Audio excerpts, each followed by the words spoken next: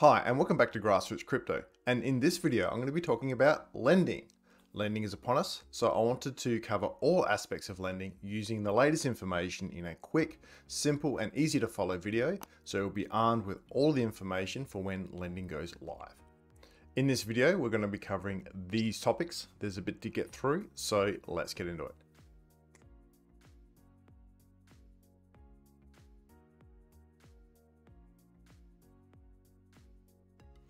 First, let's talk about what lending is in normal terms. Lending allows users to deposit native collateral and then create a debt at a certain collateralization ratio. It's going to be a relatively new feature within THORChain and it's soon to be released. Let's have a look what that means. A person can use any native asset, the ones over here, as collateral in order to take out a loan in any other asset supported by THORChain. So as a use case, let's pretend we have Alice that has some Bitcoin that she doesn't want to sell, but she needs cash to buy something. She can use her Bitcoin as collateral to get a loan instead of selling that Bitcoin. Unlike other loan services within DeFi, the loan has no liquidation, no time periods, and there's no interest that applies. So that's really good. So due to this, Alice can use the loan to buy a car, to be used as part of a house deposit, without the worry of having to pay it back in a certain amount of time, worrying about the value of her collateral, e.g. having a liquidation point, or having to pay for interest. She'll have to pay back her loan if she wants to get her Bitcoin collateral back, but she can pay it back when she's ready. As we can see, there are a number of benefits here for Alice. So let's look at the loan terms. So as we talked about, there's no interest, no liquidations, and no time frame.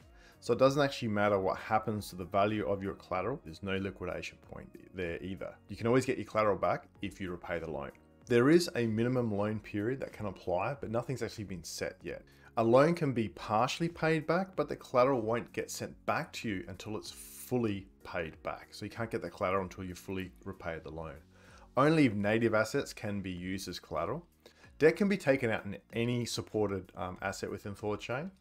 However, what you owe is accounted for in Tor as like a USD equivalent, not the amount of crypto you received when you got the debt. And debt can be paid off in any THORChain asset. However, the repayment, as we talked about, is accounted for in Tor. Savers deposit cannot be used as collateral within Savers. So if you've got a whole bunch of crypto within Savers, you would need to withdraw that and then use that as collateral. Within lending, you can't mix the two. So just comparing this to some other lending services, so Aave and other ones like MakeIt do have a liquidation point that you need to manage, else you might lose your collateral. Archimex is probably the closest one to THORChain as it has no liquidations, but they do a like for like loan, and you need to wrap the assets. And in that situation, you deposit crypto that earns a yield that offsets your interest payments. There are several network or protocol benefits. There's increased capital efficiency to the pools, which increases income and real yield because it creates volume, as we said there, it creates additional trading volume.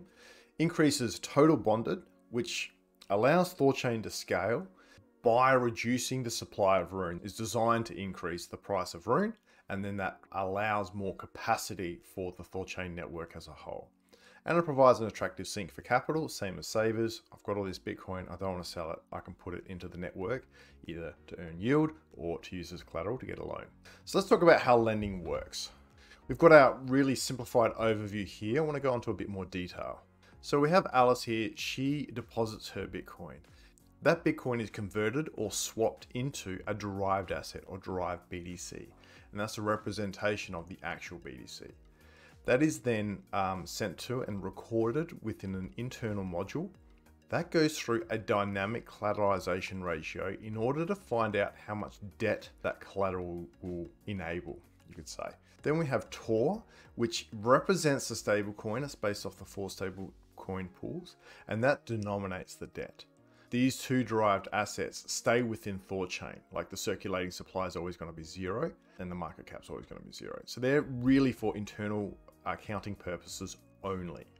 That is then converted to the actual debt asset that you wanted. So in this case, Tether, but it could be anything else. Could be BNB, it could be whatever you want. Then that is sent to Alice, and Alice can do whatever she wants with it from there. When we go through the close process, Alice then repays the loan. She could do a part repayment or she can pay it off fully. So let's pretend that she goes ahead and pays the loan off fully. So Alice sends in her tether, and that tether is converted or swapped to Tor. Now Alice could use any asset to pay it off, it doesn't really matter because it's always converted back to Tor. That is then checked to see whether or not it's a part payment or that she has fully repaid the loan based off the Tor or the debt accounting that was done when she took out the loan.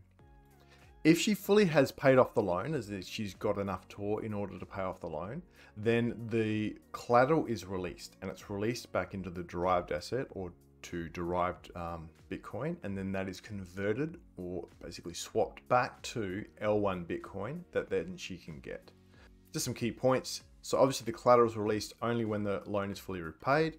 There are swap fees that apply inside of this converting or swapping that I talked about. And repayment will have to be sometimes like a little bit higher than the actual debt because you need to pay for these swap fees. All right, let's talk about lending risk and some of the factors that affect risk. Currently, we have a total supply of Rune of 500 million. The current native supply for native Rune is about 485 million. I mean, if you round it up to the nearest million, it'll be correct. And the Rune burnt, or the Rune really that's not on the native blockchain, is about 15 million. So with regards to lending, when we're thinking about supply, there's about a 15 million Rune buffer. So what we need to understand is that when a loan is open, Rune is burnt, and when a loan is closed, Rune is minted.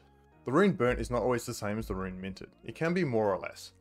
And the aim of lending is to burn more Rune than it mints, thereby reducing the Rune circulating supply and increasing the demand of Rune within the network, because the more the network grows, the more that it needs Rune.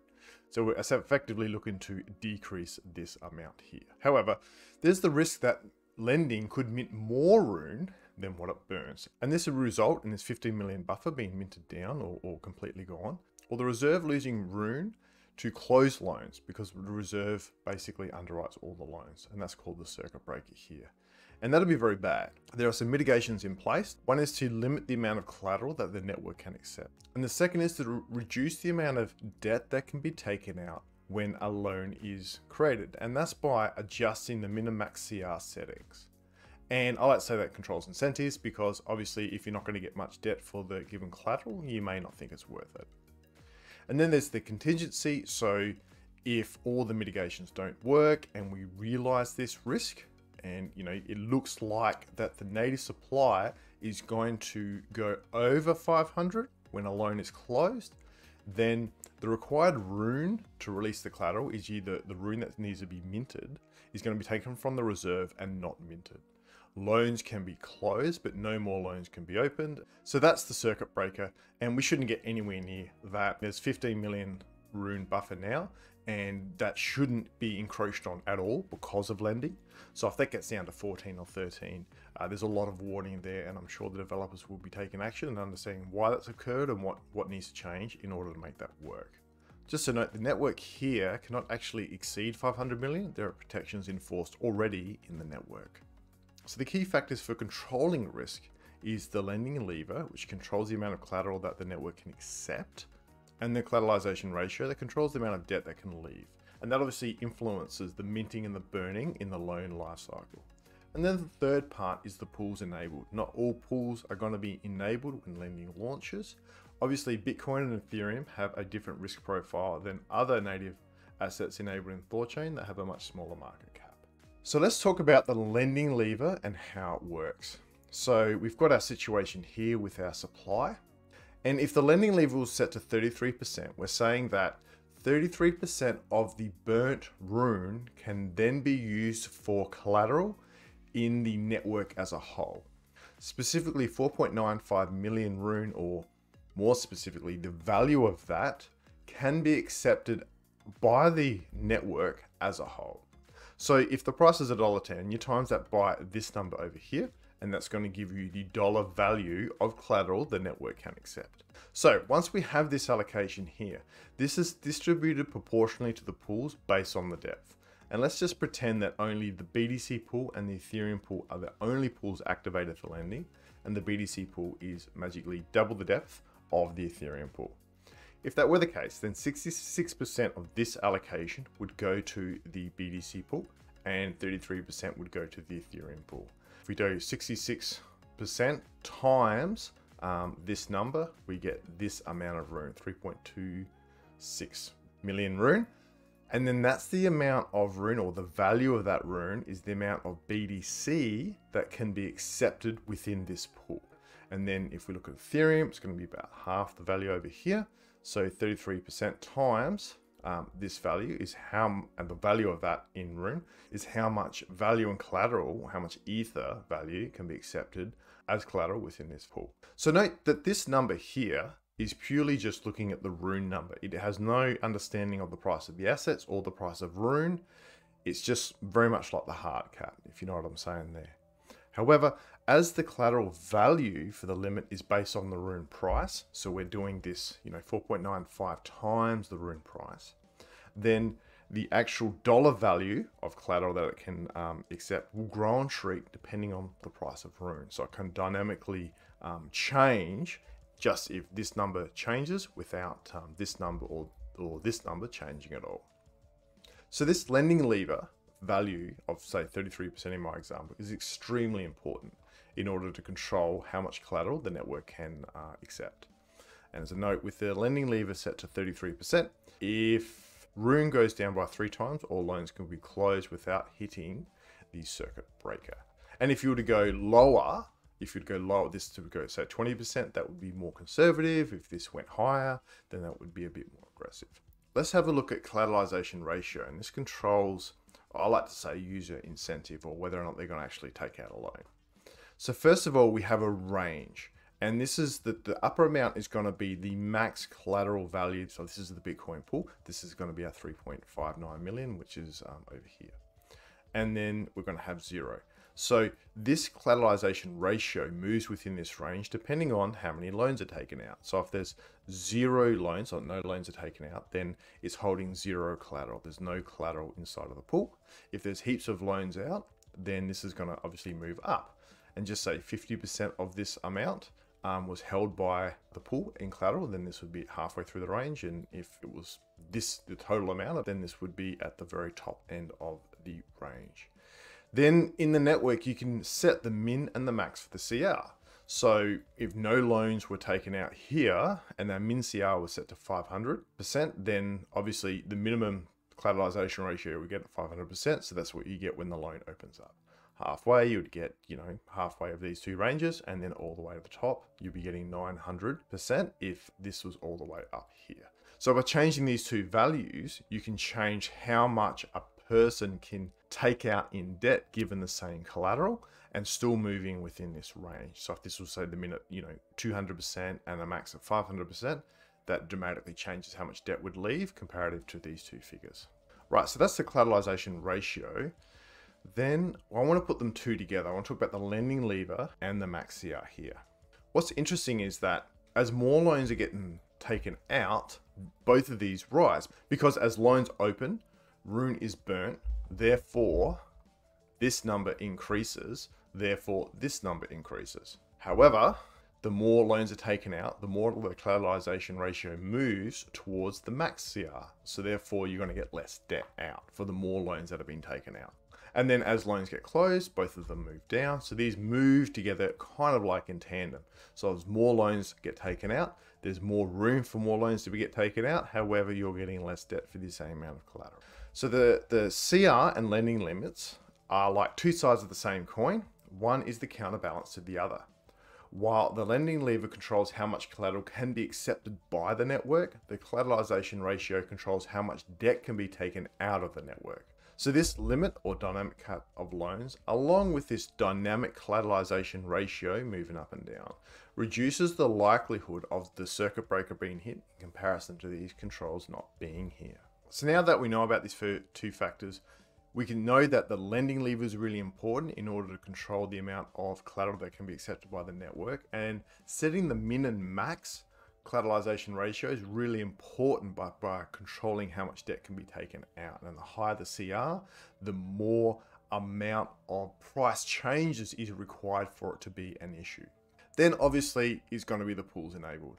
You can't just look at one value alone. You've got to take all three into consideration because together they kind of set the risk profile for lending. And these three items together influence each other. So if you're going to have a high lending lever, you might be wanting more conservative on the collateralization ratios and pools enabled.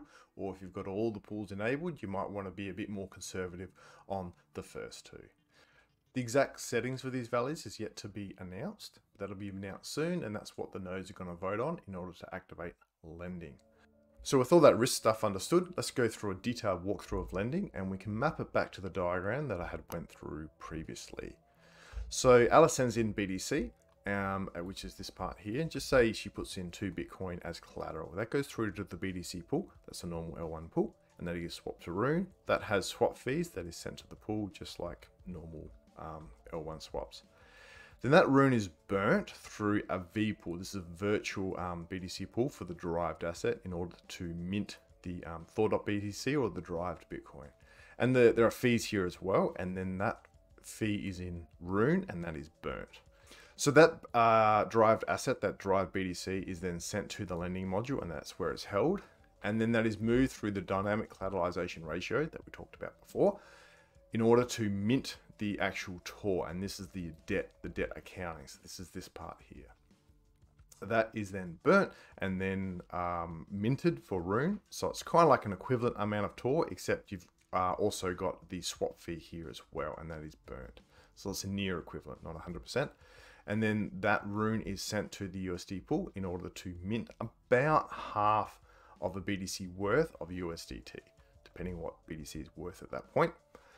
And then that is sent out to Alice. In my example, I've got a collateralization ratio of 200%, but there's likely going to be higher for when lending is launched, much higher. So I've got a very simple example here. Now, when the loan goes to close, then Alice pays with a USDT, or she pays with any asset she wants, it doesn't really matter. Just say she pays with Tether, then that goes to the USD pool and that gets swapped to Rune, just like a normal L1 swap, and the fees are paid to the pool. Then that moves across to Rune, and that Rune is burnt in order to mint THOR. And there's again a swap fee here, and that's in Rune, and that is burnt forever. Then that THOR is sent to the lending module. And once the lending module gets it and understands, like we said back here, it's a full repayment, then that THOR is burnt and the collateral is released. So that's in the derived asset here. The Thor.BTC, and then that BTC is burnt, or the derived asset is burnt across the virtual Bitcoin pool in order to mint the Rune, and there's a swap fee here, and that swap fee again is in Rune and burnt. So any swap fees across the V pools are in Rune and burnt forever. Anyway, so that Rune is then taken to the BTC pool here in order to convert that to normal L1 Bitcoin, and that's that conversion here. Then Alice receives her Bitcoin collateral, and she put in 2 Bitcoin and she gets a little under 2 Bitcoin back. And that's because of all the swaps that she has had along the way. There's 8 swaps in the entire loan process, so the open and close process. And that's kind of the cost of utilizing the loan service. There's always going to be a little bit of swap fees paid throughout the process. So just going to quickly talk about V pool depths or virtual pool depths, and I'm talking about these things here, these internal accounting swapping stuff that's going on. In high trade volumes, it's going to affect the swap fees. These start off with a 1-to-1 depth, but in high trade volumes, the depth decreases, which really means that the swap fee increases. And it looks at the last 30 minutes of swapping that's occurred within the pool in order to determine the depth or how much it needs to decrease by. Interfaces really should advise the minimum values. In other words, like if I was to send in this amount of collateral, how much debt should I get? Or how much do I need to send in order to pay off my loan? I don't want to get too technical, but that's just another factor regarding lending to be aware of. So what's next? There's going to be a technical Q&A, I think in the Discord stages coming up next week.